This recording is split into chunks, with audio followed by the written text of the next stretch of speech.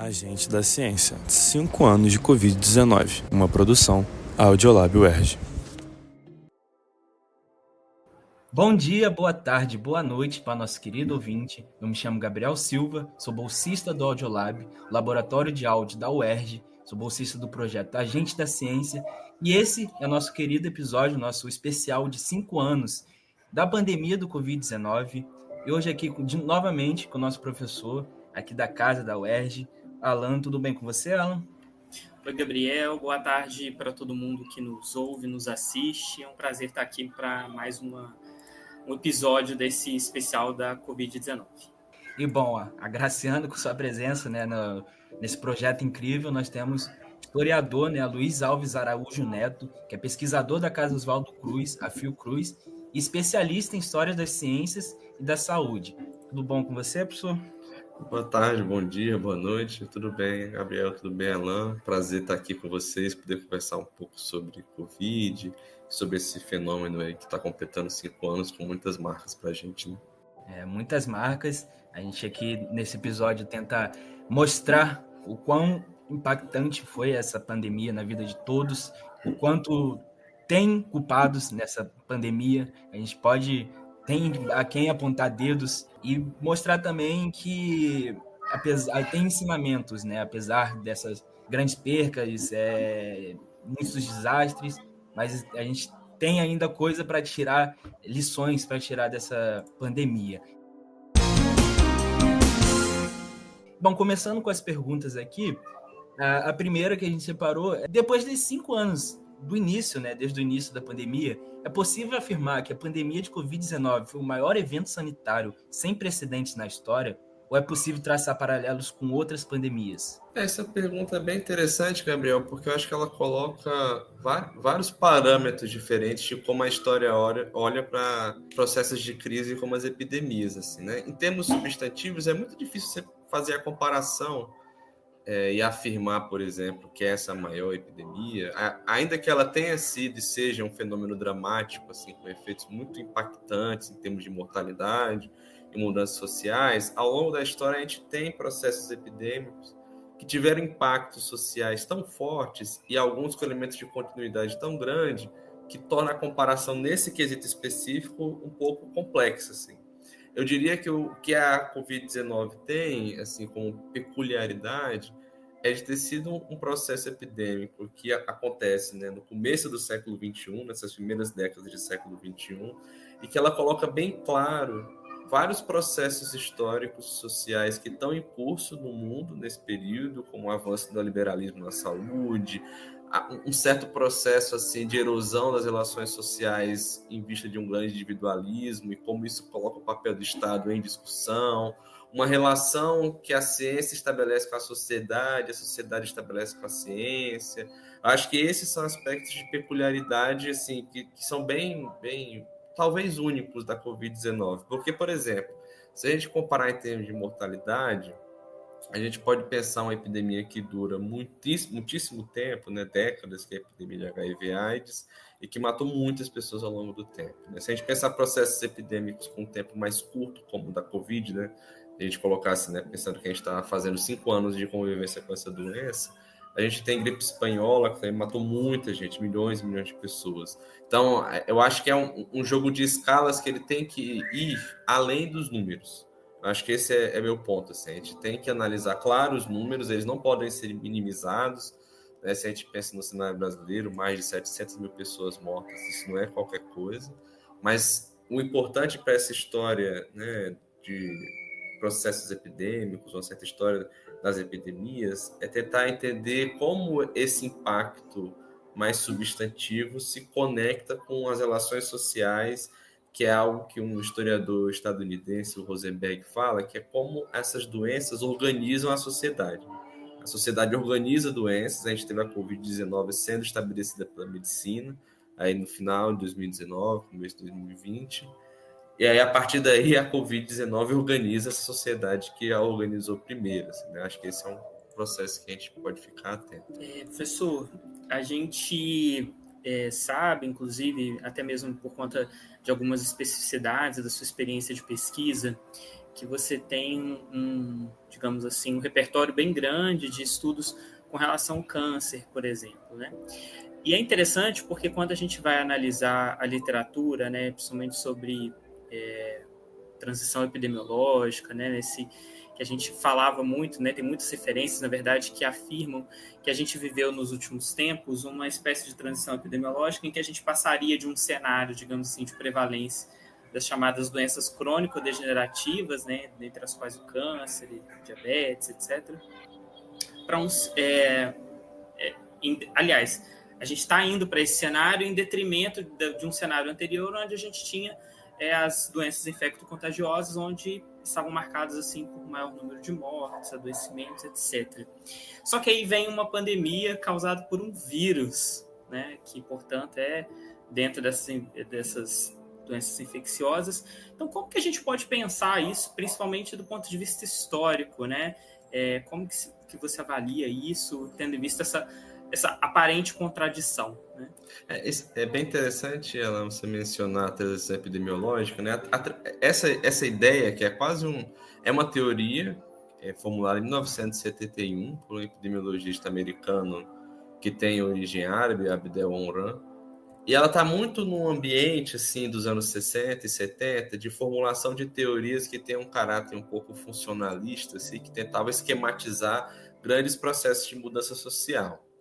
Tá? E a teoria da transição epidemiológica, especificamente, ela foi formulada muito baseando-se na experiência na Inglaterra da era vitoriana, do final do século XIX, que é quando, de forma mais notória, assim, na literatura médica, havia se observado uma mudança no padrão de mortalidade. As pessoas passaram a morrer mais por doenças do mundo urbano do que por doenças que eram mais associadas ao mundo rural, a uma vida um pouco mais arcaica na leitura da época. O problema é que desde a publicação dessa teoria, vários fenômenos, né, foram desafiando a sua ideia mais geral. O enunciado geral da teoria da transição epidemiológica é que há estágios de mudança desse padrão de mortalidade que a gente viveria no século XX, o estágio que era a passagem da era das doenças infecto-contagiosas, que são, né, colocadas na teoria como doenças de massa e pestilenciais, para as doenças criadas pelo homem, né, as doenças crônico-degenerativas. Mas, por exemplo, já nos anos 80, a teoria do Abdel Onran é desafiada pela AIDS, que é uma epidemia de doença infecciosa que emerge com muita força. E desde então você tem vários surtos das chamadas síndromes respiratórias agudas graves, né? Entre elas está a Covid, mas está a influenza H1N1, está a MARS e vários outros, né? Várias outras doenças infecto-contagiosas. Tem o Zika vírus também sendo epidêmico em 2015, 16, 17. Então, é uma teoria que ela foi constantemente desafiada, né? Inclusive, existem especialistas, no Brasil mesmo, que questionam a própria ideia de você tentar esquematizar uma teoria de transição, assim, né? Que pensam que, na verdade, o que a gente tem são cenários epidemiológicos diferentes e que se conectam com realidades sociais e políticas diferentes. De toda forma, assim, existe algo que a gente chama na ciência política de ideia-força, né? Que a transição epidemiológica traz, que é a noção de que à medida que a sociedade, que um grupo populacional específico avançar, progredir, se desenvolver, a maneira como se morre, né, as doenças pelas quais se morre vai mudar também. Isso de fato se observa em muitos países, né, principalmente associado ao processo de urbanização e à criação de estruturas de bem-estar social, porque as pessoas deixam de morrer por doenças que são causadas por condições ligadas à pobreza e à carência de Estado, né? Então você tem principalmente doenças agudas e passam a lidar mais com doenças crônicas, doenças que você convive por muito tempo e que naturalmente, né, demanda-se muito mais cuidado para poder conviver com a doença crônica, né? São cuidados de vários especialistas, tratamentos de longa duração, mesmo aqueles tratamentos mais simples são longos, né? No caso da diabetes, por exemplo, vai tomar o resto da vida insulina. E aí eu acho que isso coloca para o Brasil, e a Covid traz isso muito nitidamente, o papel que a desigualdade social impõe na organização desse cenário epidemiológico. Assim, porque mesmo que você tenha uma mudança social mais ampla, e o Brasil viveu essa mudança social mais ampla, principalmente aí a partir dos anos 2000, é uma mudança profunda e inegável de padrões de consumo, de padrões de urbanização. A gente tem ainda a desigualdade social tão profunda que faz com que a gente coexista, né, com doenças que estão conectadas ao ápice da inovação biomédica, né, que é o caso do câncer, de doenças genéticas, que mobilizam a discussão sobre medicina de precisão, incorporação de terapias gênicas direcionadas. Ao mesmo tempo, a gente continua lidando com doenças infecciosas, doenças agudas, que são diretamente conectadas com condições de vida menos favoráveis, é o caso da dengue, a própria incidência de Covid maior nas regiões mais pobres, com menor acesso à água, a serviços de saúde. Então, para mim, essa discussão sobre a transição epidemiológica faz com que seja fundamental a gente pensar o papel da desigualdade social, e aí não como uma relação que se estabeleça com o adoecimento. As doenças, elas têm alguma relação com a desigualdade. Não, a desigualdade, ela estrutura os padrões coletivos de adoecimento e as experiências individuais de adoecimento. Assim, isso, para mim, é bem nítido. Sim, sim. Inclusive, na nossa entrevista com o Pedro Halal, o Epicovid, né, o projeto dele, mostra que o Covid teve um grande início, né, um aumento nas regiões do Nordeste, né, nas partes mais pobres, justamente pela questão de tinha muita gente que tinha que trabalhar, não tinha como ficar em casa e tinha que tirar o sustento do bolso e ficava suscetível a pegar a doença, né? Bom, professor, a pandemia de Covid-19 é um evento que ainda deixa marcas profundas na sociedade e na saúde pública. Como historiador, quais são os principais desafios ao tentar analisar um acontecimento que ainda está em curso e com desdobramentos em abertos, né, e fontes sendo produzidas em tempos reais? Eu acho, sim, que tem desafios de ordens muito diferentes e que a gente tem que lidar com eles o tempo inteiro, assim, né? O primeiro é um desafio que eu chamaria de desafio da perspectiva, porque é uma coisa que a gente brinca, esse desafio poderia ser traduzido na brincadeira de que é muito interessante analisar um fato histórico, é horrível vivenciá-lo.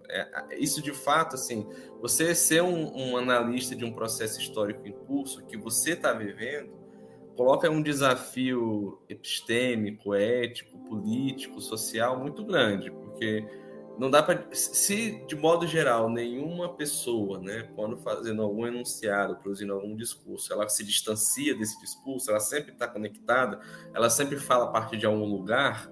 Você falando de uma epidemia que você viveu, né, todos nós perdemos pessoas, sofremos por conta da epidemia, e isso marca a maneira como a gente escreve, pensa esse processo histórico, né? Escreve sobre e pensa esse processo histórico. Então, acho que esse é um primeiro desafio. Em termos assim, mais do âmbito metodológico, tem um problema, assim, um desafio que é incontornável, que é o fato de que a gente está o tempo inteiro produzindo enunciados e análises sobre algo que está em processo, né? Em processo no sentido muito sensível, assim, as coisas mudam. Por exemplo, eu escrevi um texto sobre a epidemia de Covid no momento em que não havia vacinas ainda. E pensando um pouco a prevenção da doença, como é que a prevenção se relacionava a dinâmicas sociais específicas, e pensando que a vacina estava no horizonte ainda, não estava presente. Se eu escrevesse esse texto hoje, eu teria que mudar a análise, porque a vacina já é um ator presente na dinâmica social ligada à doença, né? Então, essa sensibilidade metodológica, né, que também ela está presente em qualquer texto histórico, no caso da história, né, e das ciências humanas e sociais de modo geral, também das outras ciências. A ideia de que à medida que você muda os processos que estão ali sendo discutidos, que delineiam os objetos de análise, isso tem uma reflexividade na análise feita. Se os eventos mudam, a história dos eventos também muda. Acho que seria em resumo. Existe para mim ainda um desafio que é algo que, para mim, assim, que eu considero um desafio e que tem sido, a meu ver, tratado ainda de forma muito tangencial por historiadores, que é um desafio ético de lidar com a memória, o trauma e o esquecimento ligado à pandemia, né? Nós, na história, temos assim, uma vastíssima experiência e muita literatura que pensa a relação entre história e memória. Assim, muita gente pensou sobre isso. a partir de eventos traumáticos, e com esse desafio que é você lidar com essa memória. No caso de processos epidêmicos, tem essa perspectiva, né, de que muitos de nós que produzimos história da saúde, história das doenças, da medicina, vivenciamos esse processo de maneira muito dramática, e mesmo nós que temos toda a consciência disciplinar da memória, da importância da memória, de combater o esquecimento, caímos também nisso, assim, né? Porque nós somos pessoas como quaisquer outras, assim. Então, tem um desafio que é como que a gente lida com o nosso próprio trauma para poder discutir e falar sobre um processo traumático, né? Eu acho que um dos caminhos a ser para lidar com isso é pensar os processos sociais mais amplos e que ativem menos a nossa experiência individual e mais o nosso senso de coletividade, assim. Porque, embora a gente não possa negar o aspecto da nossa subjetividade nesses processos, também tem um compromisso ético de quem produz, né, história e ciências sociais, que a gente está lidando com vidas, né? Então, a gente está falando sobre pessoas que viveram, que morreram.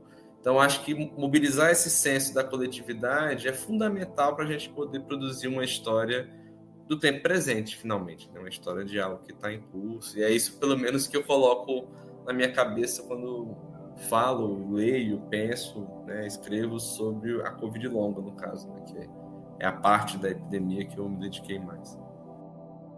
O pessoal acha que o Covid é só mais uma gripezinha, que você acaba ficando lá, você melhora, não tem sequelas, não tem... E você está conduzindo um estudo sobre um tema que é pouco abordado no debate público, que é a Covid longa, né? Queria que você me falasse um pouco mais sobre o que é a Covid longa e quais são os seus interesses de pesquisa em relação a esse tema. Interessante. Logo, assim, em 2020, quando começou, né, a epidemia de Covid, a pandemia, havia uma preocupação por parte da comunidade médica e dos profissionais de saúde. Isso estava sendo muito colocado na Europa, né, principalmente, por conta da população mais velha, com os efeitos da Covid-19, assim, da Covid aguda. A aguda que a gente fala é essa doença no seu quadro mais rápido, né, que é aquela que a gente viu e que matou mais pessoas, né? Essa ideia de agudo e longo tem muito a ver com o período de incubamento e de manifestação de uma doença. A doença aguda, normalmente, ela tem uma manifestação mais rápida e mais agressiva, enquanto a doença longa ou crônica, ela tem a manifestação mais longa e com um tempo, né, uma forma de agressividade mais espalhada. Não quer dizer que uma seja melhor que a outra, elas são diferentes. Doenças agudas, elas podem matar muito rapidamente, e doenças longas também podem matar muito mais ao longo do tempo, né? Então, a diabetes é uma doença longa, séria. Enfim, então, em 2020 já havia essa preocupação de quais seriam os efeitos da Covid, principalmente olhando para efeitos pulmonares e cardíacos, que eram os tipos de sintoma mais latentes na época. Em 2021, começa a ganhar força em vários países, principalmente na Inglaterra e nos Estados Unidos, falas de pessoas que tiveram Covid-19 e manifestaram sintomas após a infecção da Covid aguda, né? Ou seja, após tiveram a Covid, fizeram o teste, passaram ou por alguma hospitalização, ou ficaram com alguns sintomas em casa, recuperaram, mas depois tiveram sequelas, tiveram sintomas, tiveram manifestações que ou nunca passaram ou duraram por muito tempo, e coisas que não tinham antes. Por exemplo, há um caso muito relatado de pessoas que passaram a ter algo que se chama no inglês de brain fog, que é uma névoa cerebral, que é uma espécie de confusão que ela está meio ali num lugar entre a amnésia, a tontura, uma perda sensorial seletiva. Isso foi um relato muito frequente. A partir do acúmulo desses relatos, pessoas doentes que estavam, claro, né, ainda nesse caldo cultural da pandemia, a gente está falando de 2021, a pandemia no seu ápice, matando milhares e milhares de pessoas, no Brasil mais de 4 mil por dia, elas começaram a reivindicar a existência de uma nova doença, que é uma doença resultante da Covid aguda, que seria uma Covid longa, né, a síndrome da Covid longa. Existe desde então um grande debate, assim, entre tantos debates, um grande debate se essa Covid longa seria uma nova doença ou se seriam sequelas da Covid original. E esse debate é muito complexo, porque ele envolve algo que é chamado na epidemiologia e na pesquisa clínica de nexo causal, né? Como que você sabe se um sintoma está ligado a uma doença, né? Se a doença original está causando outra, ou se ele está ligado a algum outro tipo de manifestação. Tem uma discussão sobre comorbidades, enfim, todo um debate muito longo, tá? Que não cabe entrar aqui em detalhes, mas de modo geral o que você tem é uma reivindicação coletiva por parte de pacientes, de pessoas doentes, que essa reivindicação ela ganha eco nas autoridades sanitárias, né? Você tem a própria Organização Mundial da Saúde reconhecendo isso, o CDC nos Estados Unidos, aqui o Ministério da Saúde, né? As secretarias estaduais de saúde começam a produzir protocolos e guias para pensar como lidar com a Covid longa ou a síndrome pós-Covid. E aí o que me interessa especificamente, né? Eu coordeno esse projeto, que é um projeto em parceria com algumas instituições, né? A Federal do Rio Grande do Sul, a UERJ, a própria UERJ também, a Federal do Rio de Janeiro, o Instituto Nacional de Pesquisa em Saúde e Medicina da França, enfim, com algumas universidades de Toulouse. E a nossa ideia é comparar a experiência, né, de pessoas com Covid longa em contextos diferentes, né? No Rio de Janeiro, em Porto Alegre, no Brasil e na França, com o intuito de perceber quais são os processos que tornam essa doença pouco falada, como você começou a sua interpelação. Assim, tá, por que é tão pouco falado? Quais são os processos que invisibilizam uma experiência de adoecimento? E aí são muitos processos. Assim, né? Por um lado, você tem a definição muito frágil da doença, né? Isso que eu estava falando antes, é difícil saber o que é Covid longo, o que é que está ligado a alguma outra doença. Você tem, no caso do Brasil, um processo de invisibilização das chamadas síndromes pós-virais. A Covid não é a primeira infecção que deixa pessoas com sequelas e outras doenças após a sua ocorrência, né? A gente tem o Zika, deixando a síndrome pós-Zika, a chikungunya, casos anteriores e com alguma configuração um pouco diferente. É o caso da poliomielite, que tem a síndrome pós-polio. Então, existe um conjunto de consequências de epidemias que ficam no ar e por uma série de questões que a gente investiga nesse projeto acabam sendo invisibilizados, né, no cenário brasileiro. Particularmente, me interessa muito pensar, do lado como historiador da ciência, como os processos de construção e de produção de enunciados sobre uma doença no meio de tantas incertezas, né, incertezas biomédicas, de pesquisa, como essas incertezas impactam na experiência das pessoas doentes. Porque a partir do momento que você tem dificuldade em reconhecer que aquele sofrimento das pessoas é uma doença, você gera outras dificuldades, como, por exemplo, conseguir licença no trabalho para poder, né, não ir ao trabalho, conseguir aposentadoria, conseguir atendimento no serviço de saúde. Como é que eu vou pedir um cuidado específico se eu não tenho um diagnóstico de uma doença específica? Conseguir reconhecimento social entre parentes, amigos, né, de que determinadas condições, né, a pessoa sofre ali com uma fadiga crônica, ela sofre com esse esquecimento, está associado. Então, existe um conjunto de elementos de experiência que se ligam a essa incerteza biomédica. Assim como isso também coloca uma série de desafios para a saúde pública, né? Como que o SUS responde a uma crise, né, sanitária, a uma doença, a uma nova doença, sem definições específicas, precisas, que permitam a possibilidade, né, que possibilitem criar protocolos, criar serviços. É tanto que a gente tinha no Rio um centro de Covid longa que já deixou de funcionar. Isso tem muito a ver com a invisibilidade da doença. Enfim, é um pouco esse cenário geral, não estou me estendendo muito já, desculpa. A gente teve um número muito grande de mortos, né, e muitos especialistas eles atribuem isso a uma falha, digamos assim, na gestão da pandemia. E estou aqui pensando também se essa falha ela não pode também ter contribuído para a existência de muitos casos também de Covid longa, né? Porque teve muitas pessoas que tiveram, que sobreviveram e que certamente estão aí. Então, queria que você comentasse sobretudo sobre essa questão da gestão da pandemia, né? Eu acho que o ponto de partida assim, para essa conversa é sinalizar muito claramente de que a gestão do governo federal, durante o mandato do Jair Bolsonaro, tem responsabilidade provada na CPI da Covid, num relatório muito detalhado e muito bem feito pela pesquisadora Deise Ventura. um percentual das mortes por Covid-19 no Brasil. Há responsabilidade da administração federal, e aí são vários níveis, a gente poderia passar assim, horas falando sobre isso.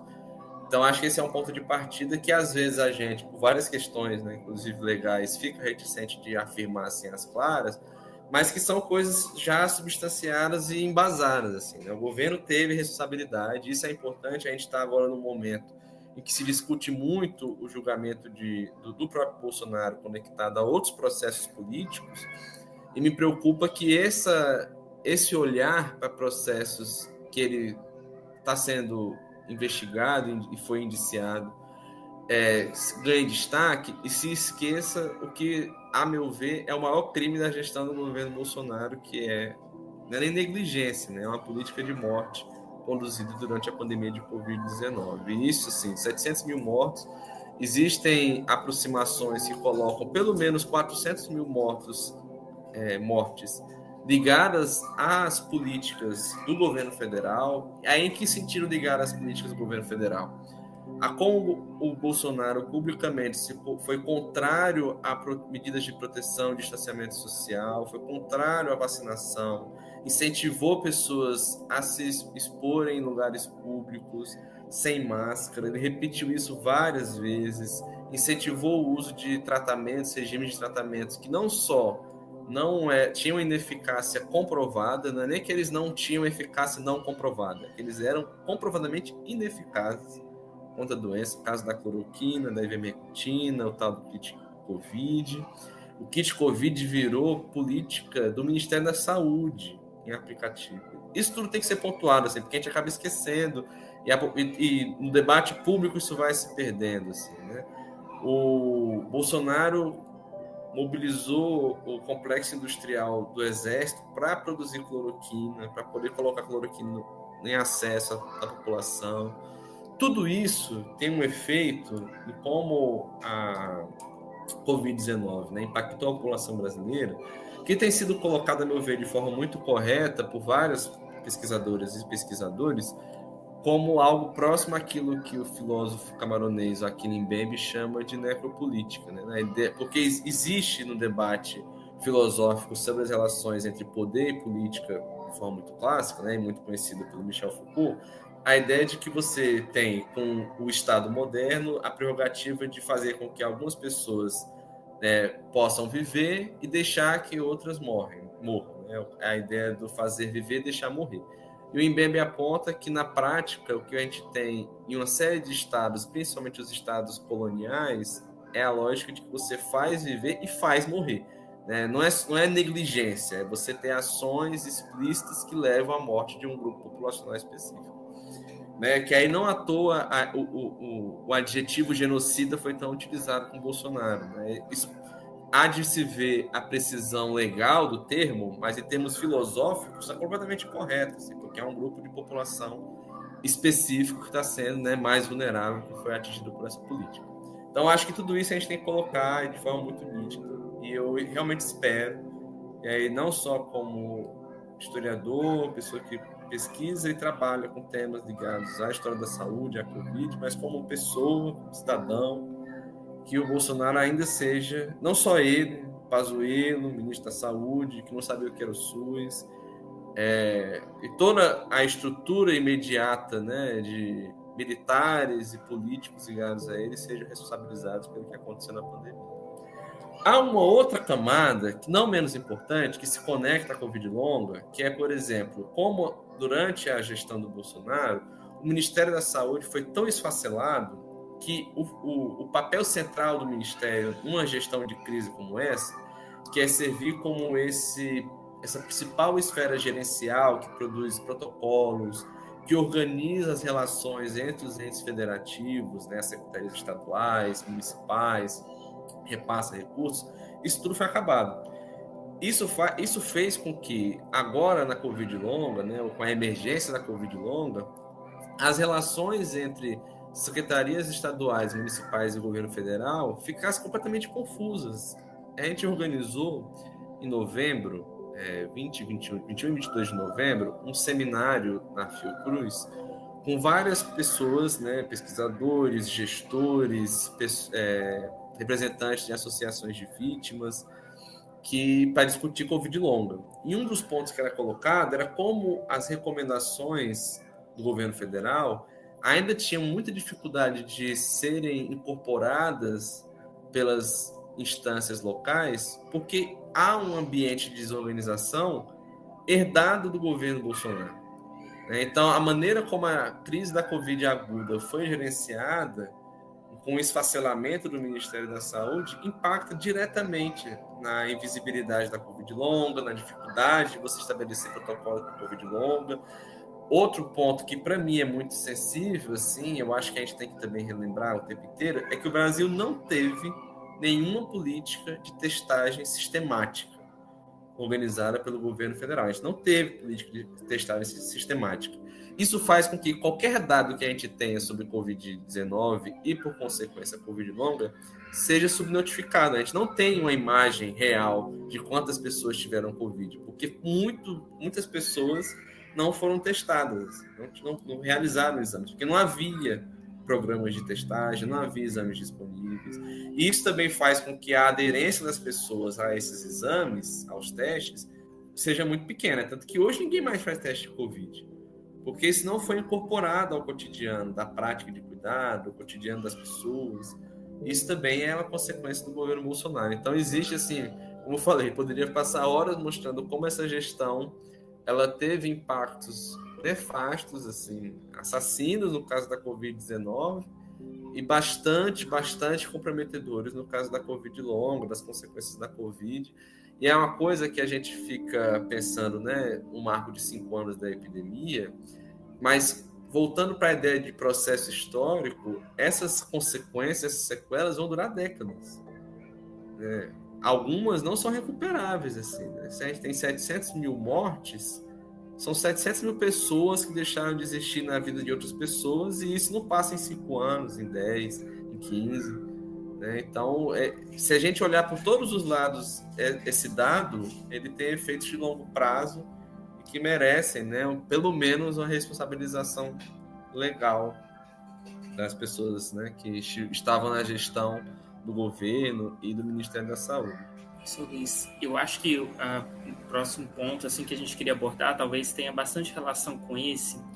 Inclusive, você também já pincelou algumas notas sobre isso, que diz respeito à ideia da hesitação vacinal, né? Porque, tradicionalmente, o Brasil é um país que tem um programa nacional de imunização muito robusto, referência no mundo.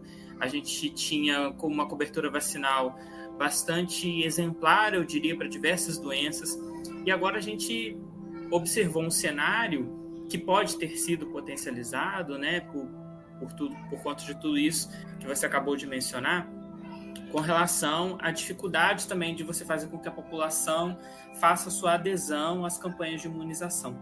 Então, inclusive comparando esse cenário anterior, né, tendo visto o seu conhecimento histórico, como que a gente pode fazer para poder tentar reverter esse cenário e tentar buscar atingir novamente altas coberturas vacinais, não só para a Covid, né, que tem também aí uma vacinação contínua para determinados grupos, mas também para outras doenças, inclusive, que já estavam erradicadas e que parecem voltar a assombrar a saúde pública novamente. Essa pergunta também é muito importante, né? Tá lembrando agora, se falando das doenças, né, que estão reemergindo, o caso do sarampo, por exemplo. Ela é muito importante porque ela é envolta assim, numa complexidade. Primeiro, claro, né, eu acho que é um ponto de partida dizer que as vacinas funcionam, são uma ferramenta, né, uma estratégia de saúde pública fundamental, que reduz a mortalidade por doenças. Assim como qualquer estratégia de saúde pública, elas fazem parte de relações sociais complexas que colocam empecilhos e questões para que elas sejam bem-sucedidas. Existem trabalhos recentes que mostram que desde o próprio desenvolvimento das primeiras vacinas, como a gente mais próximo do que a gente conhece hoje, né, pelo médico austríaco Eduard Jenner, lá em 1799, quando ele produziu a vacina antivariólica, tinha gente contra a vacina antivariólica. Então, acho que o primeiro ponto é que a gente precisa distinguir no debate público o que é um movimento anti-vacina, o que é uma negação a ciência que se conecta à vacina, né? O negacionismo, a própria noção de vacina como um produto científico, um produto imunobiológico, e a hesitação vacinal. Por que é importante diferenciar isso?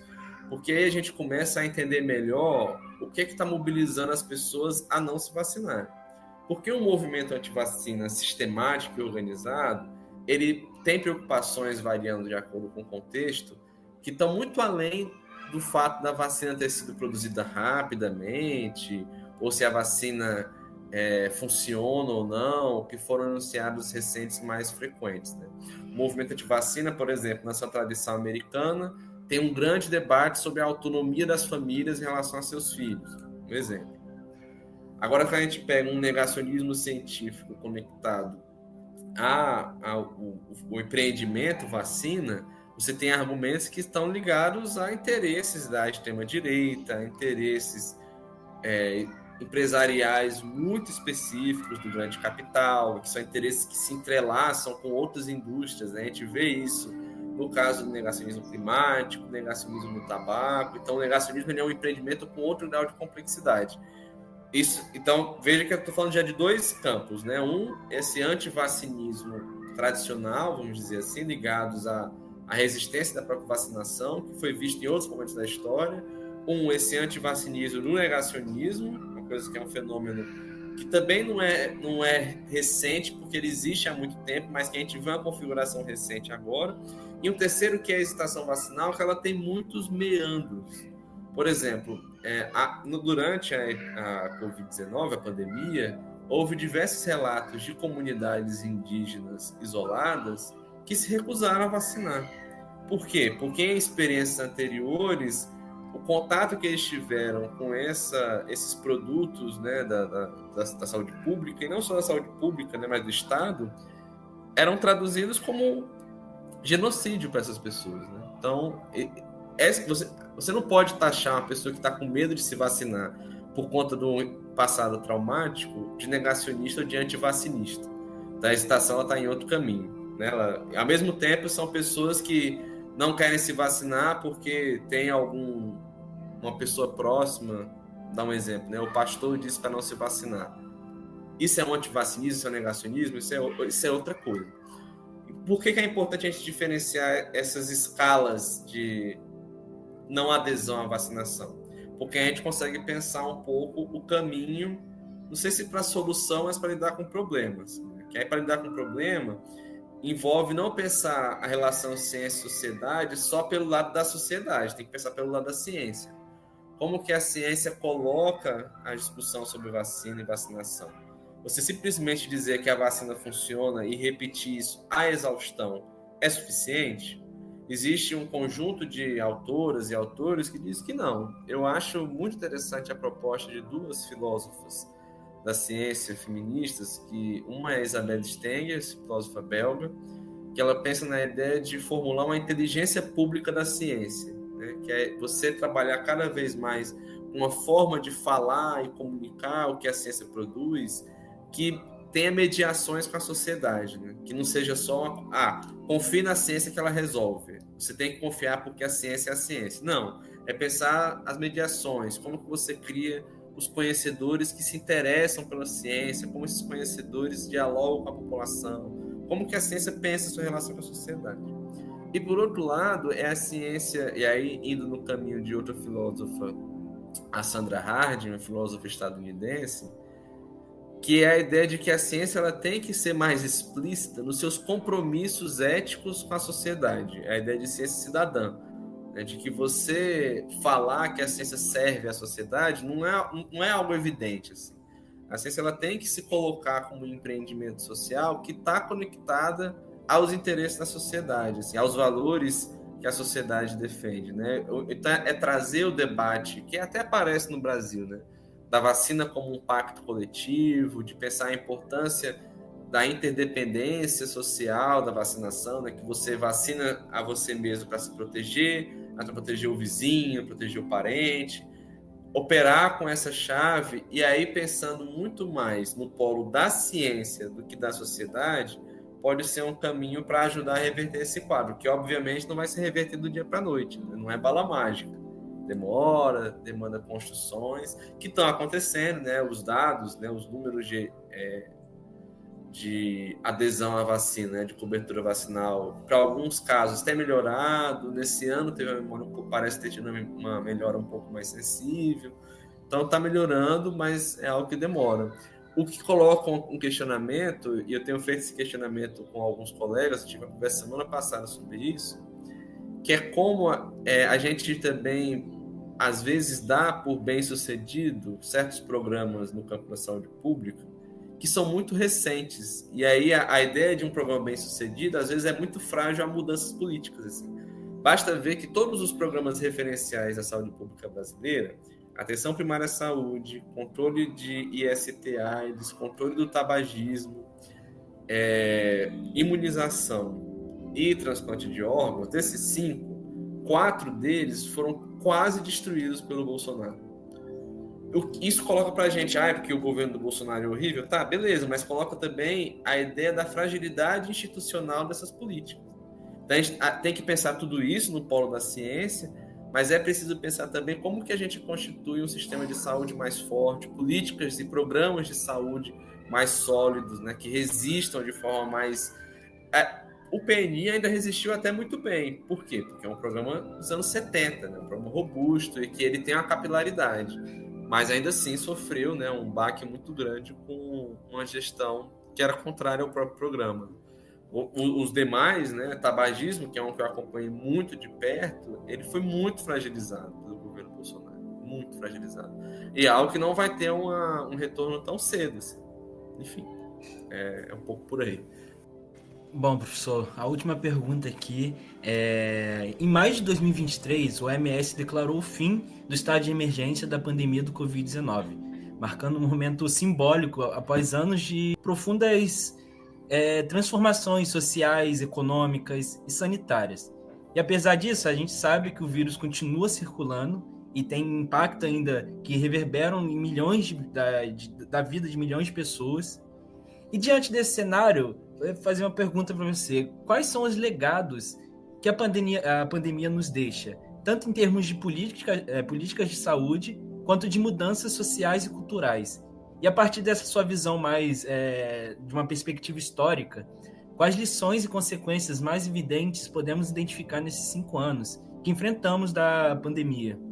Gabriel, a resposta à sua pergunta, ela também tem que ser historicizada. Assim. Eu digo isso porque se eu respondesse essa pergunta em 2023, eu falaria uma coisa diferente do que eu falarei hoje e diferente do que muitas pessoas falaram ainda em 2020 e 2021. Assim, por exemplo, a gente tinha uma imagem lá em 2020 e 2021 de que a pandemia de Covid traria uma mudança social significativa na maneira como a gente se relaciona com a higiene corporal.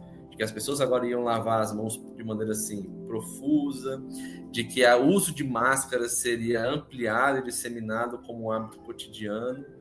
E nada disso aconteceu da forma como foi colocado. Existem grupos sociais, né, principalmente os adolescentes, têm utilizado muito máscara em cenários variados, assim, porque tem como cada grupo se relaciona com esse processo epidêmico, né, são relações diferentes, tanto por vários cortes, né, classe social, raça, gênero, idade, enfim. Mas certamente mudanças que se imaginavam durante a pandemia, ou elas não se concretizaram, ou elas se organizaram de formas diferentes. O certo é que esses processos de sequelas, consequências e repercussões da Covid-19 ainda estão em curso. Né? Por exemplo, a gente tem o caso, né, em termos mais substantivos da Covid longa, né, desse processo de reconhecimento de uma doença nova ou de sequelas patológicas da Covid aguda, que está em definição e tem aí um conjunto de pessoas em sofrimento por conta disso.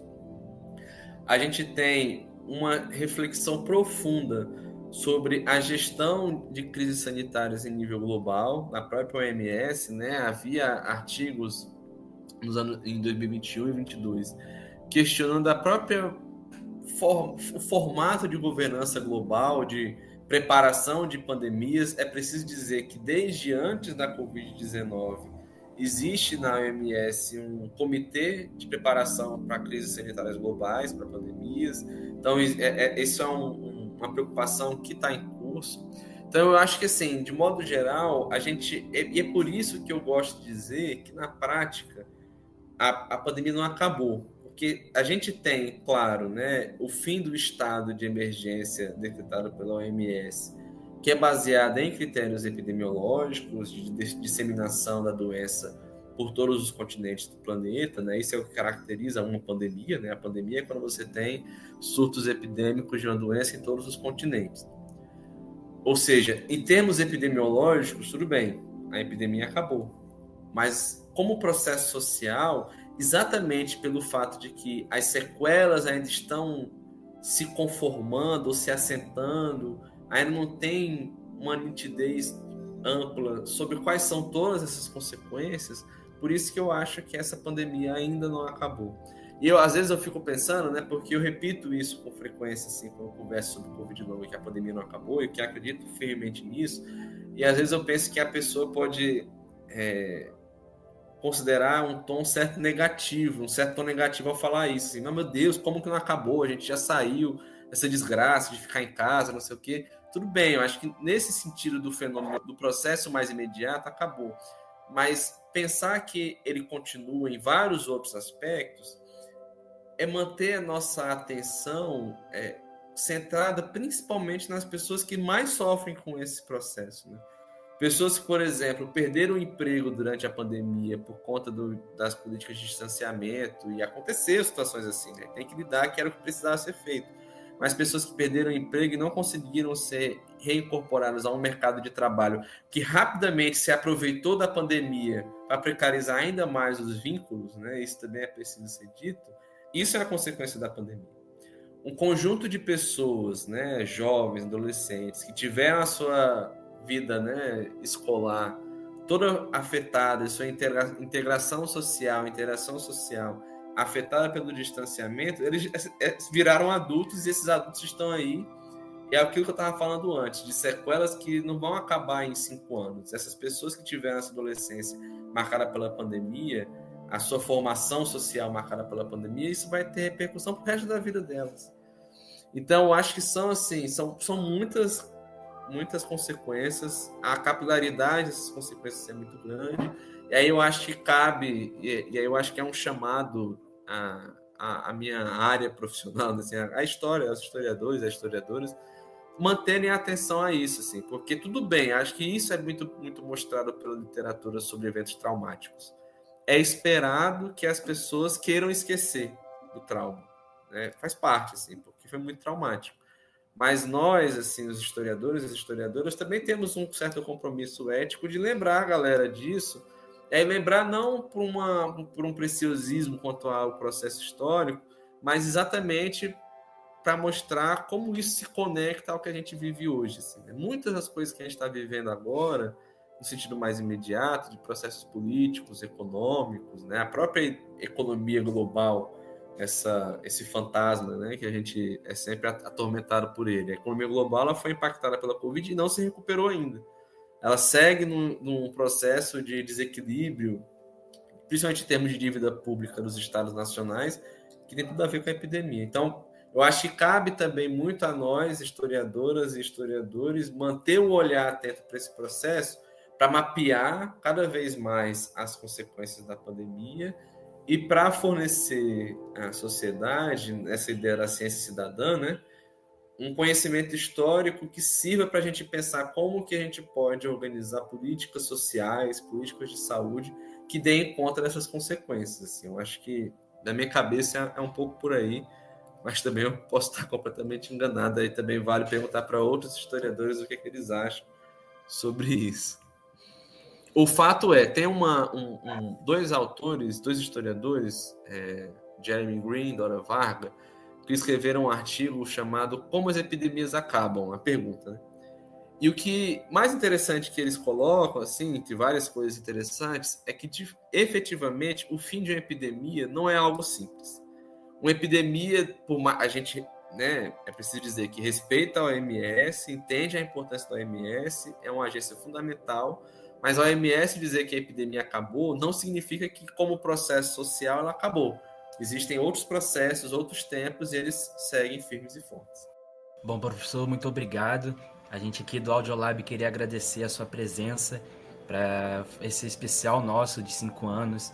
A gente está fazendo esses episódios para lembrar as pessoas que a pandemia aconteceu. Tem culpados, a gente tem gente para apontar o dedo. É muito feliz a gente poder receber uma pessoa que tem uma carga histórica tão grande e muito importante. Então, novamente, agradecer você, agradecer o professor Alan também. Esse foi mais um episódio do nosso especial de 5 anos. Espero que vocês tenham gostado. E foi isso. Muito obrigado, professor. Muito obrigado, Alan. Obrigado a você. Obrigado, Alan. Obrigado, Gabriel. Valeu, prazer. Muito obrigado. Foi um prazer.